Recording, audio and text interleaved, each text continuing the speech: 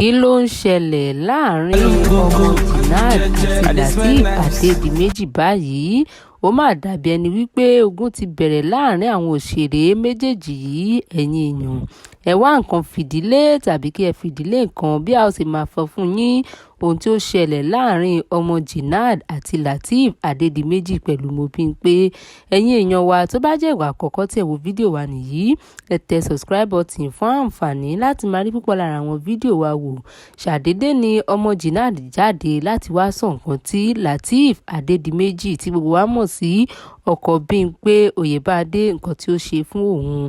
Ẹ̀yin èèyàn wa, ọ̀rọ̀ yìí kọjá agbára o, nítorí nínú ọ̀rọ̀ náà ni ọmọ Jinad ti sọ wípé ní bí ọdún 4 sẹ́yìn ni òun pe Lateef wípé kó wá bá òun ṣe fíìmù kan.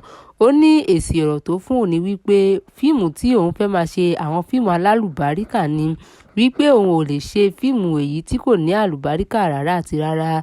Ọmọ Jinad sọ ó ní ọ̀rọ̀ náà dùn òun lọ́jọ́ náà lọ́hùn, wípé òun wò pé kí ni nǹkan tí òun ṣe fún Lateef Adédìméjì èyí tí ó fi sọ orú ọ̀rọ̀ báyìí sí òun, bó tilẹ̀ jẹ́ wípé àwọn tí jọ ń sọ̀rọ̀ bọ̀ láti kékeré wá ni o. Náà ni ó sọ wípé kí wọ́n tó wí kí wọ́n tó sọ, òun kàn rí wípé Lateef ti block òun ni lórí social media. Ó ní ọ̀rẹ́ òun kan wá bá òun wípé kí òun pe Lateef sí fíìmù tí òun fẹ́ ṣe yìí. Ó lóun wá sọ fún ọ̀rẹ́ òun wípé òun ti pè ó, ṣùgbọ́n nǹkan báyìí ló sọ fún òun. Ó nígbà táwọn ṣe máa wò, Lateef ti block àwọn méjèèjì lórí WhatsApp, bẹ́ẹ̀ ni ó block àwọn lórí Instagram ní bí ọdún 4 sẹ́yìn. Ṣùgbọ́n nígbà tó wá di ọdún yìí ní around January, òun ni òun kàn déédé rí notification page Lateef. Ó lóun wò wípé tàbí fans page Lateef Adédìméjì rèé ni. Ó nígbà tóun ṣe wọnú page náà ló bá di péèjì Lateef Adédìméjì. Ó ní òun sì wọnú DM rẹ̀, òun kí i, òun sì ṣe fídíò wípé ó kú ọjọ́ 3 wípé kí ni nǹkan tí òun ò bá ṣe fún un èyí tí ó fi blọ́ọ̀kì òun. Nínú fídíò rẹ̀ náà ló ti sọ wípé òun ó rí pé òun gba owó ọmọ èyí tí òun bí ní ọwọ́ Lateef o. Ibẹ̀ ni àwọn fáǹsì Lateef ti bẹ̀rẹ̀ wàhálà pẹ̀lú ọmọ Jinad wípé ó ń fi ọmọ ó fi ń bú Mobímpé àti Lateef ni o.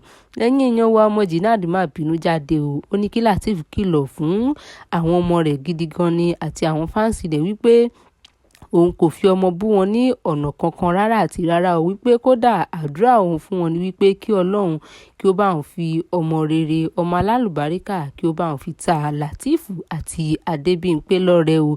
Ó ní torí pé òun sọ wípé òun ó gbowó ọmọ kò túmọ̀ sí wípé òun fi ọmọ yọ̀ wọ́n tàbí òun fi ọmọ bú wọn, wípé kí Lateef jáde kó kìlọ̀ fún àwọn ọmọ rẹ̀ àti àwọn fáǹsì rẹ̀ gidi gan ni o, wípé òun ò gba ibì kankan bú wọn, ọ̀rọ̀ tóun sọ ọ̀rọ̀ lásán ni.